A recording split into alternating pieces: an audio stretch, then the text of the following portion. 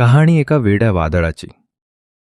तुमच्या आमच्या विजू काकांची, अर्थात लाडक्या दाजींची. कहाणी आहे अत्यंत दुष्काळी भाग म्हणून ओळखल्या जाणाऱ्या कर्जत तालुक्यातील डोंबाळवाडी या छोट्याशा गावात राहणाऱ्या गलांडे कुटुंबाची. कुटुंबाची पार्श्वभूमी सांगायची झाली तर एक साधं छप्पराचं घर. काम करू तेव्हाच आपला उदरनिर्वाह चालेल हीच मानसिकता घेऊन आणि आपले नशीबच फुटक्या कवडीचे या म्हणीप्रमाणे हे कुटुंब अहोरात्र शेतात राबत राहिलं. त्या कुटुंबाचे मुख्य होते तात्या व आई, म्हणजे देवई रामचंद्र गलांडे. तात्या तसे कडक आणि आई शिस्तप्रिय, पण आतून दोघेही तेवढेच हळवे. त्यांनी कुटुंबाचा गाडा अगदी चोखपणे हाताळला. कधी राग, कधी शांतपणा याचा समतोल साधत दोघांनी येणाऱ्या संकटांना दोन हात करत संघर्षातून पुढील वाटचाल चालू ठेवली. गलांडे कुटुंब म्हणजे 5 भावंडे व 2 बहिणी, त्यात आप्पा सर्वात मोठे. तात्या व आईसोबत पूर्ण कुटुंबाचा गाडा ओढण्याची जिम्मेदारी नकळत आप्पांकडे आली व ती आप्पांनी व्यवस्थितरित्या हाती घेतली. अखेर 6 जानेवारी 1982 तो दिवस उजडला आणि आप्पा व मामी यांच्या पोटी घरातील मोठं रत्न जन्मलं. नाव त्यांचे विजय. घरातील पहिला मुलगा असल्याने त्यांचे हट्ट कोणी ना कोणी पुरवत राहिले. घरापासून 6 किलोमीटर लांब शाळेत चालत जाऊन 10वी पर्यंतचे शिक्षण त्यांनी पूर्ण केले. त्यांचं शिक्षणाकडे कमी व बाहेरील गोष्टींमध्ये जास्त मन रमत गेलं. आपल्या कुटुंबाची बेताची परिस्थिती बघता फक्त शिक्षणावर अवलंबून चालणार नाही, तर त्यासाठी जोडधंदा असावा ही इच्छा त्यांनी कायम मनात ठेवली. कुटुंबाच्या परिस्थितीची जाणीव असल्याने त्यांनी कर्ज काढून एक गाय खरेदी केली आणि वयाच्या अवघ्या 17व्या वर्षी दुग्ध व्यवसायामध्ये पहिले पाऊल टाकलं. या निर्णयाला पूर्णत्वास नेल्याबद्दल त्यांच्या मनात एक ऊर्जा निर्माण झाली. आलेल्या भांडवलीमधून नक्कीच आपण कुटुंबाला नव्या क्षितिजावर घेऊन जाऊ हीच भावना मनात ठेवून आणि आईवडिलांचा आशीर्वाद घेऊन 2च वर्षात म्हणजे वयाच्या 19व्या वर्षी त्यांनी घर सोडलं आणि कुरकुंभ या MIDC क्षेत्रात कंपनीमध्ये बिझनेसची संधी बघता काम करण्याची तयारी दर्शवली. तो कार्यकाल होता 2001 सालीचा. त्यांची कामाची धडपड बघता त्यांना कुरकुंभमधील नामांकित कंपनी अर्थात कारगिल इंडिया प्रायव्हेट लिमिटेडमध्ये काम करण्याची संधी मिळाली. पण हार मानेल तो विजय कुठला. याचप्रमाणे त्यांनी कंपनीच्या कंत्राटी कामामधील एक छोटीशी बिझनेसची संधी बघता बॅगॅस सप्लायच्या अनुषंगाने काम चालू ठेवलं आणि त्याचं फळ म्हणून त्यांना कंपनीने लेबर कॉन्ट्रॅक्ट म्हणजे मजूर पुरवठा करण्याचं काम दिलं. कामाची दूरदृष्टी पाहता आणि बॅगॅस सप्लाय करण्याची जिद्द बघून त्यांनी दुग्ध व्यवसायासाठी घेतलेल्या गायी विकल्या आणि बाकीचे कर्ज काढून आपला पहिला ट्रॅक्टर घेतला. ते आपल्या निर्णयाशी ठाम राहिले. प्रत्येक निर्णयामध्ये कोणाची तरी साथ लाभावी एवढी अपेक्षा असताना फाळके कुटुंबाने गलांडे घराण्याशी असलेली 2 पिढ्यांची नाळ आणि कामाप्रती असलेली तळमळ समजून घेतली. आदिनाथ सहकारी साखर कारखान्याच्या संचालकांशी बोलून अगदी 6 महिन्यांच्या आतमध्ये बॅगॅस RBCचे काम देऊन एक उज्ज्वल सुरुवात केली. आवडीला निवडीप्रमाणे जपण्यास सुरुवात करून त्यांनी आपले मामा आणि दाजींना सोबत घेतलं. पुढील 1 ते 2 वर्षांमध्ये एकाचे 2 कामे घेऊन कारखाना क्षेत्रात आपली नवीन ओळख निर्माण करण्यास सुरुवात केली. पुढील 2 वर्षात म्हणजे 25 जून 2007 साली त्यांनी खांडेकर मामांची मुलगी वैष्णवी यांच्याशी लग्न केलं आणि आयुष्याची एक नवीन सुरुवात झाली. बघता बघता एकाचे 2 करीत 2010 पर्यंत तब्बल 8 कारखान्यांमध्ये बॅगॅस RBCचं काम मिळाले आणि ते यशस्वीरित्या पूर्ण करून दाखवले. पण त्याच वर्षी नियतीने एक घाला घातला. बिझनेसमध्ये पाठबळ देणाऱ्या आणि खंबीरपणे कायम सोबत असलेल्या राजूदाजींचे हृदयविकाराच्या तीव्र झटक्याने दुःखद निधन झाले आणि जीवनात कधीही न भरून येणारी पोकळी निर्माण झाली.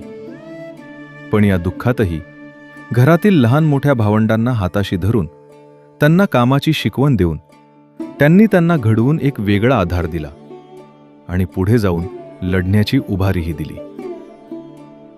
जसे दिवस पुढे गेले तसतशी नवनवीन कामे मिळत गेली आणि वाटचाल एका नवीन क्षितिजाकडे चालू राहिली. एकंदरीत सगळं व्यवस्थित चालू असताना 2012 साली कारखाना व कंपनीची गरज ओळखून त्यांनी बॅगस वाहतुकीचे काम हाती घेतले. हाती घेतलेल्या कामाची गुणवत्ता बघता छत्रपती संभाजीनगरमधील नामांकित रेडिको डिस्टिलरी कंपनीमध्ये त्यांना काम मिळाले आणि आज तागायत ते काम चालू आहे. यामधून त्यांनी मजुरांसाठी तसेच ट्रक आणि ट्रॅक्टर ड्रायव्हरांसाठी नवा रोजगार उभा केला. वर्ष उजाडले 2013. गुरुदत्त शुगर कारखान्यामध्ये एक दुर्घटना घडली. सर्व मजूर कारखान्यात काम करत असताना बाहेर मजूर राहण्याच्या ठिकाणी एक अनर्थ घडला आणि आग लागली. त्या आगीमध्ये 18 ते 20 कुटुंबांचे पूर्ण संसार उद्ध्वस्त झाले. पण अशा वेळी कुठल्याही कारखान्याच्या भरपाईची अपेक्षा न ठेवता दाजींनी पूर्ण परिवारासाठी जीवनोपयोगी वस्तू आणि अन्नधान्याचा साठा उपलब्ध करून त्यांचे जीवन पूर्ववत केले. त्यांच्या कामाची सातत्यता इतकी इमानदार होती की त्याचेच फळ म्हणून 2017 ते 18च्या गळीत हंगामाकरिता अनेक नामांकित कारखान्यांकडून कामांची संधी मिळाली.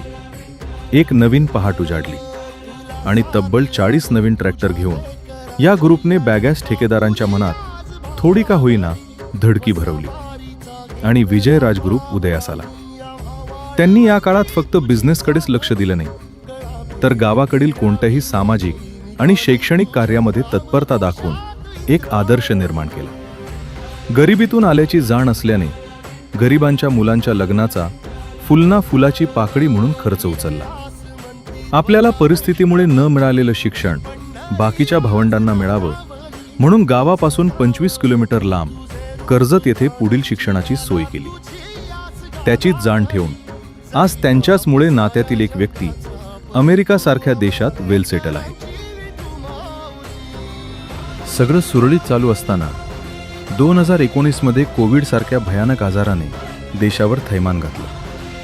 अनेक परिवारांचे आर्थिक नुकसान झाले. तरीही कोणत्याही साखर कारखान्यावर संकट न येऊ देता मजुरांच्या साथीने त्यांनी काम अत्यंत जिद्दीने पूर्ण करून दाखवले. सॅनिटायझर बनवणाऱ्या कंपनीला जेवढी मदत लागेल तेवढी स्वतःच्या जीवाची पर्वा न करता केली. ते एवढ्यावरच थांबले नाहीत. मजुरांसाठी अन्नधान्याचा खर्च उचलून त्यांना आपापल्या घरी सुरक्षित पोहोचवण्याची जबाबदारी त्यांनी घेतली. या काळात त्यांच्यासह कुटुंबातील बहुतांश जणांना कोरोनाची लागण झाली. पण खचून न जाणारे गलांडे कुटुंब पुन्हा एकदा समाजकार्यात सक्रिय झाले. या समाजकार्याची पोचपावती म्हणून 2019 साली उत्कृष्ट कार्य केल्याबद्दल जीवन गौरव सेवाभावी प्रतिष्ठानतर्फे त्यांना बारामती गौरव पुरस्काराने सन्मानित करण्यात आले. देणाऱ्याने देत जावे, घेणाऱ्याने घेत जावे, घेता घेता एक दिवस देणाऱ्याचे हात घ्यावे. या म्हणीप्रमाणे 2500 मजुरांसाठी आणि अनाथ मुलांच्या आश्रमात त्यांनी मायेची ऊब देणारा दिवाळी फराळ ही संकल्पना आणली. सणासुदीच्या काळात कोणीही दिवाळी गोड करण्यापासून अलिप्त राहणार नाही याची जणू त्यांनी हमीच घेतली आणि आजपर्यंत त्यांनी घेतलेला हा संकल्प अविरत चालू आहे. यशस्वी केलेली वाटचाल आणि त्यातून आलेली ऊर्जा त्यांना सतत नवनवीन विचार करण्यास भाग पाडत होती.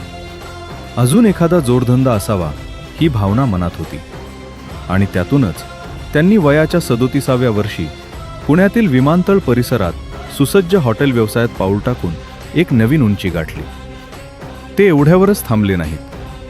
बॅगॅसपासून तयार होणारी प्लायवूडची कंपनी आपली असावी हे उद्दिष्ट मनात ठेवून वयाच्या 40व्या वर्षी 29 जून 2022 रोजी ॲव्होसेट प्रायव्हेट लिमिटेड कंपनीची स्थापना करून विजयराज ग्रुपमध्ये एक नवचैतन्य निर्माण केलं.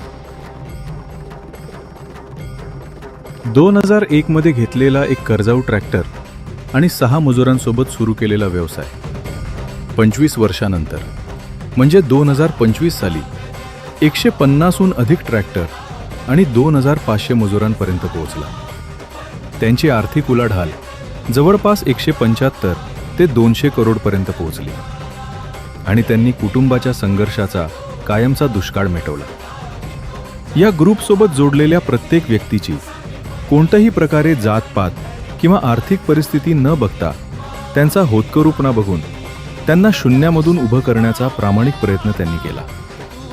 हा फक्त व्यवसाय नव्हता, तर हा होता लोकांना उभं करण्याचा संकल्प. यासोबत खारीचा वाटा उचलणारे सगळे सोयरे, नातेवाईक आणि जीवाला जीव देणारे मित्रमंडळ यांचे अहोरात्र केलेले कष्ट कधीही न विसरणारे आहेत.